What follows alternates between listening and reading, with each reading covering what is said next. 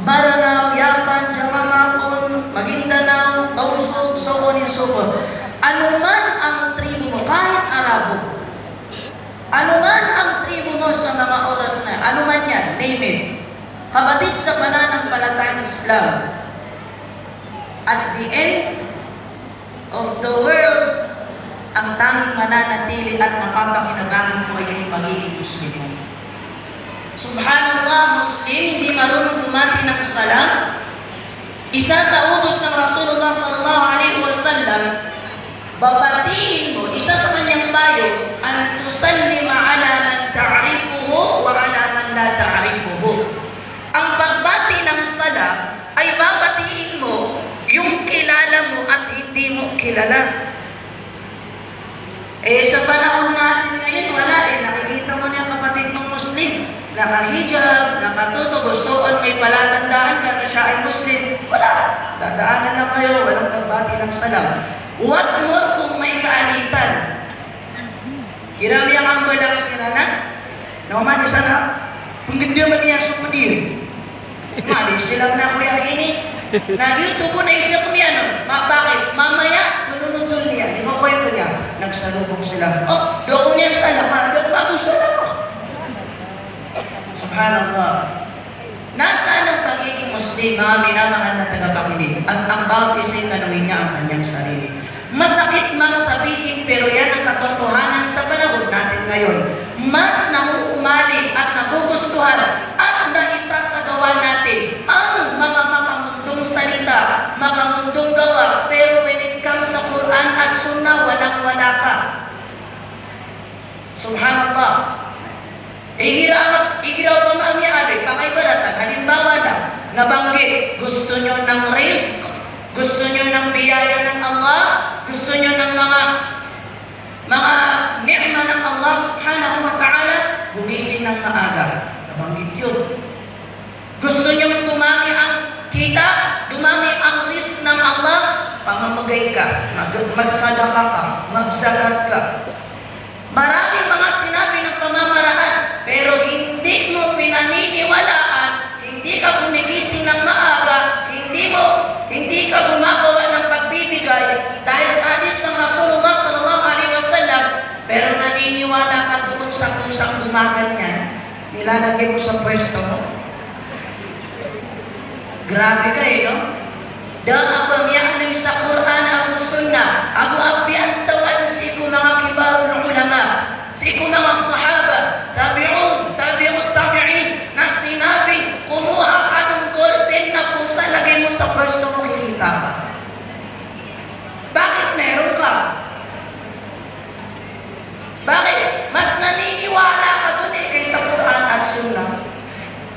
So pamikiran yan, so iman yan nakasasalatan sa kiyang butuwa, bedu, ako da pumilaw. Ano mo na kutong tama, ikalag yan so, yung dulo ng papaya, sabi nila yung dulo daw ng papaya, pag kinain mo, mabibingi ka. Nailangan ako ka, mangislice ako pa yan, ano ba diyan sa dulo? Bakit? Natatakot siya dahil nakakabingi daw. Pero hindi ka naniniwala sa Quran at Sunnah. Bigyan ka ng halimbawa, mantan, kama pagdalota, sudah parat yan yan, nadasan niyang magumay Sunnah, di niya na ipangimnan. Hadisun sahih, muttafaqun alaih. Hadis ng Rasulullah sallallahu alaihi wasallam, idza waqa'a ad-dubabu fi ina'i ahadikum. Kapag ang ano nga ba sa maranaw? Tandag, dubab, langaw. Tandag sa maranaw. Aywa.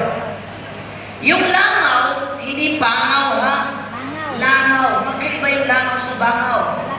Okay. Yung langaw, sabi ng Rasulullah sallallahu alaihi wasallam, kapag tumapak, napunta sa inyong kinakain, inaihahaligo sa inyong plato, sa inyong baso, sa inyong kainan, kapag tumapo siya, ang sabi ng Rasulullah sallallahu alaihi wasallam na sumakanakaw. Ang sabi ng Rasulullah sallallahu alaihi wasallam, sumakanakaw. Tapos, tanggalin mo. Ibig sabihin ng sumak, iluglog mo. Pag naluglog mo, tanggalin mo, itapon mo, ituloy mo ang pagkain. Yung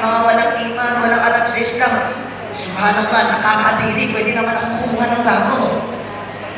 Pero dahil sa kawalan ng iman at ayaw nilang paniwalaan ng hadis ng Rasulullah sallallahu alaihi wasallam, kaduduniyaan, kapatid na sosyal at niada si Kuya Ananian na kabulbuli niya na Muslim. Bakit itinutos nito ng Rasulullah sallallahu alaihi wasallam? How many years nang nakalipas? Dahil sabi ng Rasulullah sallallahu alaihi wasallam, ang langaw, ang kabilang pakpak nito ay gamot.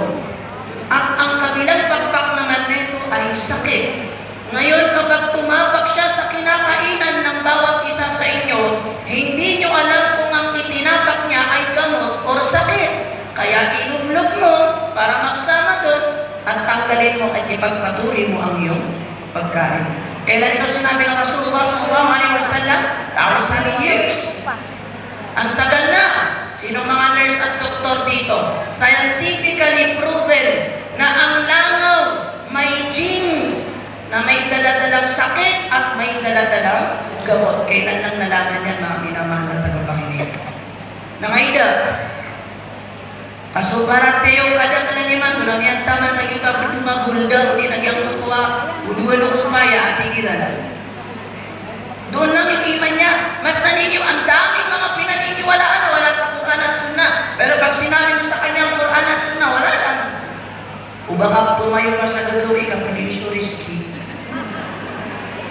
Sabi nila, pag magwawalis ka daw, paloob, huwag palabas para hindi mawala yung risky. Bawal daw magpautang ng gabi.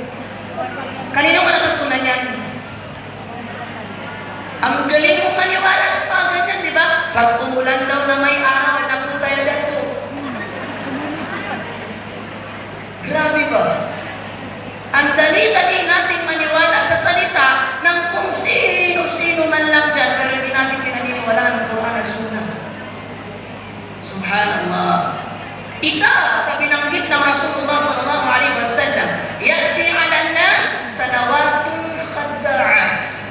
Darating sa panahon ng mga tao, kayo na po humusga na nandito na po tayo sa panahon iyon. Ya'ti 'alan nas sanawatun khadda'at. Darating sa mga tao ang mga panahon na mapanlinlang.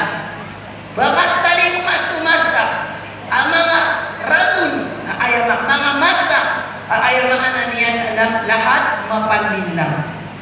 Akala mo Muslim ka pero di mo alam ligaw ka na pala dahil naging pabaya ka. Subhanallah. Isa sa binanggit ng Rasulullah sallallahu alaihi wasallam dahil tinanong siya ng mga sahaba, ano itong sanawatun khadda'at? Isa sa binanggit ng Rasulullah sallallahu alaihi wasallam na kung saan ang mga tao yusaddaqu fiha al-kadhib wa yukaddabu fiha al-amin. Isa sa palatandaan na ang panahon na iyon na tinutukoy ng Rasulullah sallallahu alaihi wasallam, ang mga sinungaling paniniwalaan at ang mga mananampalataya pagsisinungaling. So mga bukod na kuratyayaan na sa mga amin, mga mu'min, mananampalataya, mga Muslim, sila yung pagkagawin mga sinungaling. Nabaribyo na si Sita sa masa. Miyan mo na dito ni Kisita ano kung mga ulama. Kapag maawing si kung mga ulama. Asaramat daru kabunan ka, may isinta ka sa ulama. Subhanallah. Tanungin natin ang ating mga sarili. Ito ay panahon ng mapanlinlang, nawawala na po tayo sa pagiging Muslim. Bagkus, mas pinaniniwalaan natin ang kapwa nating mananampalataya, ang mga sinungaling kaysa sa kapwa nating mga mananampalataya. Niya nagkakialima, di magpiyaso, yung maanan niya nakasigupan. Na niya sugat ka na kiararagitan kasyaling. Na niya katuno ka sa ipag pedaga, lagi di ka pasisigupan na katya, yung mapia katano. Maumangan. Piyang tunad na ikaw mga nakanaw, dagi sa Quran ako sunnah, na dagi abalya katuruanan. La hawla wala quwata illa billah. Pero hindi. Sa panahon natin ngayon, walang basihan ng Quran at sunnah.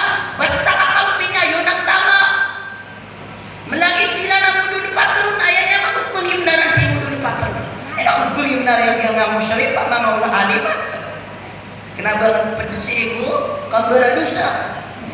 So bawat isa'y tanongin niya ang kanyang sarili, mga minamahal na tagapakinig. Isa sa palatandaan na nasa panahon tayo, ng panahon ng mga mapanlinlang, mas pinaniniwalaan natin ang sinungaling kaysa sa mga mananampalataya.